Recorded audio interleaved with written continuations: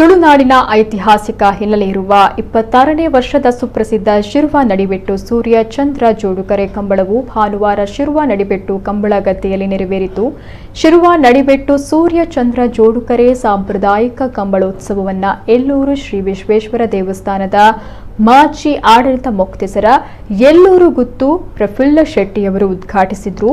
ಬೆಳಿಗ್ಗೆ ಸಾಂಪ್ರದಾಯಿಕವಾಗಿ ನಡೆದ ಬಂಟ ಕೋಲದ ಬಳಿಕ ನಡಿಬೆಟ್ಟು ಮನೆಯಿಂದ ಜೋಡು ಕೋಣಗಳನ್ನು ಮೆರವಣಿಗೆಯಲ್ಲಿ ಸೂರ್ಯ ಚಂದ್ರ ಜೋಡು ಕಂಬಳ ಕರೆಗೆ ತಂದ ಬಳಿಕ ಕಂಬಳಕ್ಕೆ ಹಸಿರು ನಿಶಾನೆ ನೀಡಲಾಯಿತು. ಮನೆತನದ ಕೋಣಗಳನ್ನು ಗದ್ದೆಗಿಳಿಸಿ ಓಡಿಸೋದರೊಂದಿಗೆ ಸಾಂಪ್ರದಾಯಿಕ ಜೋಡುಕರೆ ಕಂಬಳ ಸಂಪನ್ನಗೊಂಡಿತು. ಶತಮಾನಗಳಿಂದ ನಡೆದು ಬರ್ತಾ ಇರುವ ಧಾರ್ಮಿಕ ಹಿನ್ನೆಲೆಯನ್ನ ಹೊಂದಿರುವ ಶಿರ್ವ ನಡಿಬೆಟ್ಟು ಕಂಬಳವು ನಡಿಬೆಟ್ಟು ಚಾವಡಿಯ ದೈವ ಜುಮಾದಿಗೆ ಪೂಜೆ ಪುರಸ್ಕಾರ ನಡೆದ ಬಳಿಕ ಬಂಟಕೋಲ ನಡೆದು ಮೆರವಣಿಗೆಯಲ್ಲಿ ಕೊಂಬು ವಾದ್ಯ ಘೋಷವಾಕ್ಯಗಳೊಂದಿಗೆ ಕೋಣಗಳನ್ನು ಗದ್ದೆಗಿಳಿಸಲಾಯಿತು.